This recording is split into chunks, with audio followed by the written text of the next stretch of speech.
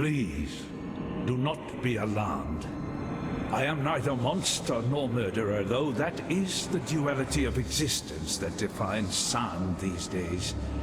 My name is Yosafuanga, and I have the bleak honor of being the sole scholar to the Imperious Intellection, this grand repository of knowledge you see about you. May reason preserve us. In more mundane circumstances, it would be preposterous to ask this of you, an utter stranger, but given that I don't know in which century I might see another pair of flesh and bone hands, there's a door, you see, concealed behind the shelves. It leads into the archives. That's where Isius Perandus concealed his golden pages. Can you see how maddening that would be for me? No, of course you can't. Ridiculous of me to... Suffice to say that they are beyond my reach. 4 Varlish texts they are, of priceless historical insight. Please, find my friend's golden pages and bring them to me. You will be rewarded. I vow it before the ancestors.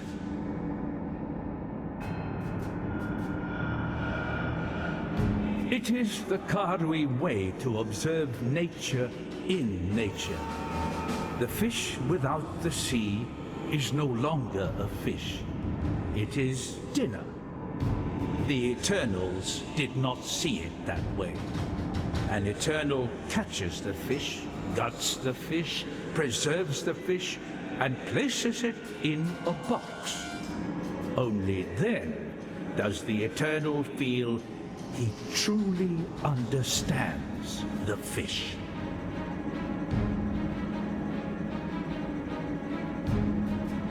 It was a Karui Motiata that discarded my failing body of flesh in favor of canvas and oil, an ancient song and a momentary lapse in judgment that I've had more than enough time to regret.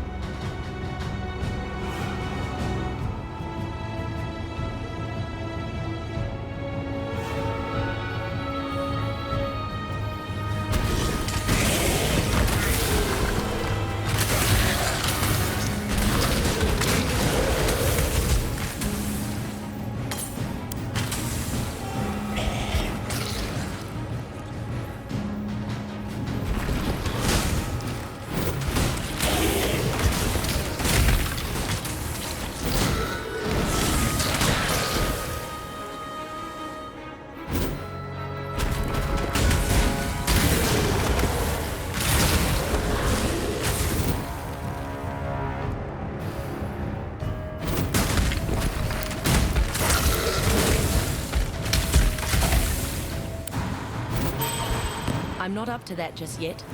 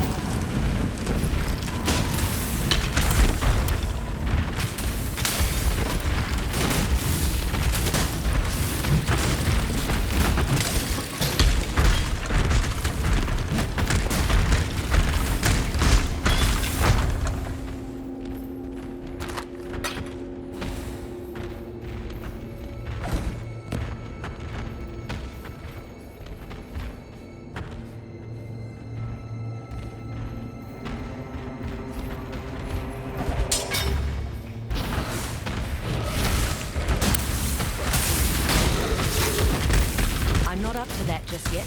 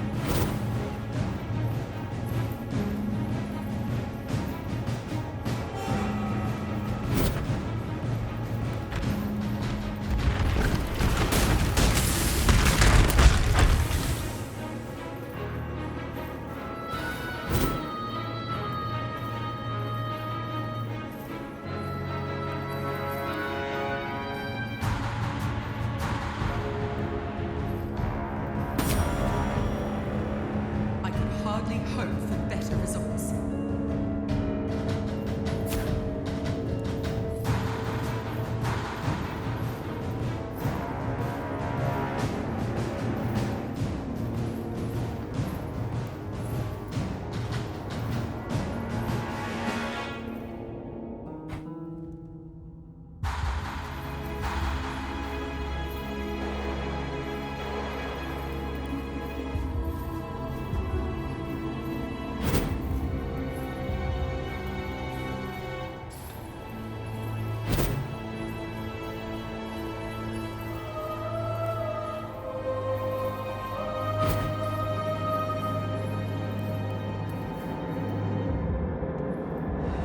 The ancestors. It's good to see fresh words in front of me. Now, my translation skills are not what Isius were. I can achieve a meager paraphrase at best. But a little knowledge is better than none, is it not? Let us begin. This tapestry of truth is a threadbare cloth indeed, but at least you have allowed me to begin the first few stitches in its restoration, and to settle the memory of a dear friend. In return, allow me to give you this, a little practical wisdom to improve your lot.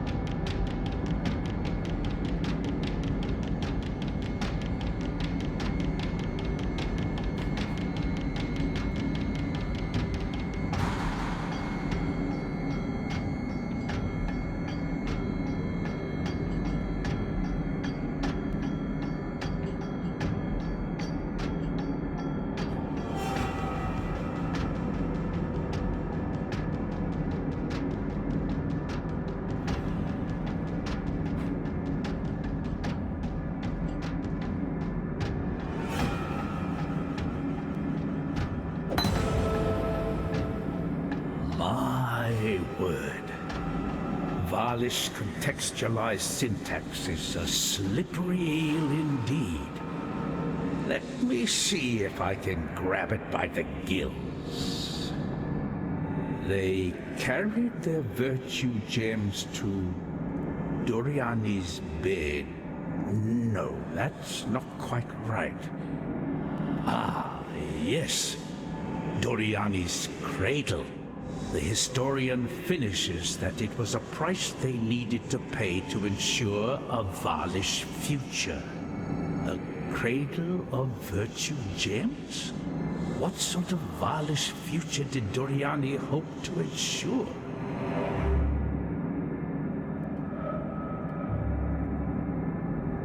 Splendid. Let's see what this page has to offer us. It talks of Queen Atsiri.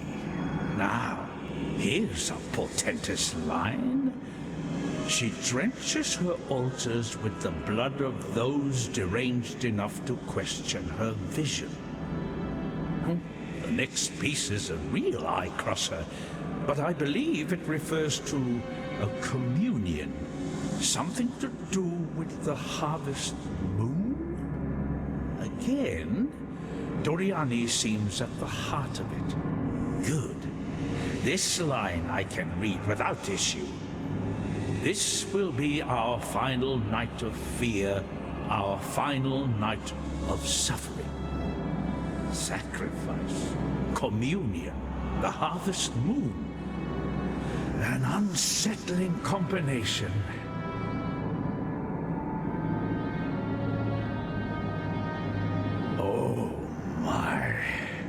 This first line is frighteningly clear. Our queen is dead. Doriani is dead. So many have fallen, so many have changed. The latter text is almost indecipherable. It practically hums with agitation. Let me see. I can make out the words sleep, nightmare, and the beast. Whatever that may be. Our historian finishes with, "We have succeeded where our forebears did not. We have failed ourselves." I need not imagine the fall of the Val. I saw the nightmare with my own eyes.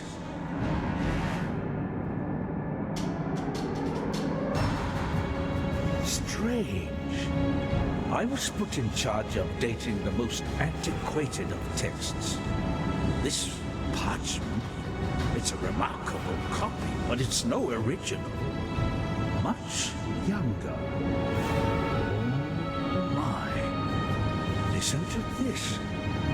My dearest Isius, I have been enlightened beyond expectation. Your work in translating these artifacts is worthy of the highest recompense, and thus I am delighted to offer you a position in my personal laboratory. Please do not give your escorts any consternation. I would be most pained to see such a precious asset damaged in any way. I very much look forward to working with you. Isius Perandus, your friend and admirer, Malachi. Poor Isius. Wherever you went, my pity goes with you.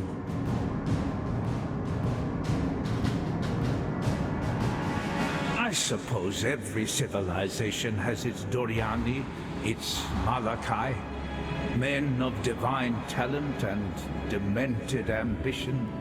Without them, history would be a far less interesting place. How Malachi survived the Purity Rebellion, I don't know. He was at Emperor Vol's side before Chitis' corpse was even cold. I suppose Vol found him as difficult to refuse as Isius did.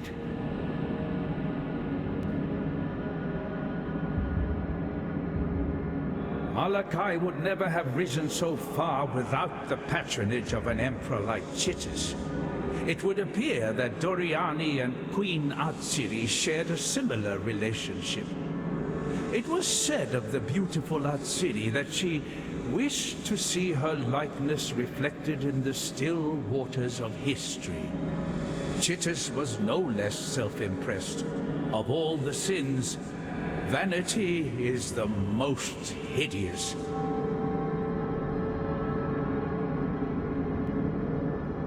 San fell in the course of an hour, no more. A tempest raged down from the mountains and engulfed the city, throwing it into midday darkness. I saw madness in my colleagues' eyes, watched as the most rational men in the Empire jabbered and slavered and slaughtered each other. I witnessed Trinian, our gemling intellectus prime, engulfed by the radiance of his flaming cranial gem, and wither like a grape in the sun into a thing of desiccation and famishment. I've seen mountains spew fire in Ngamakanui. I've seen waves as tall as trees and winds that leveled warriors and walls alike. Nature is what nature is. There was nothing natural about the cataclysm.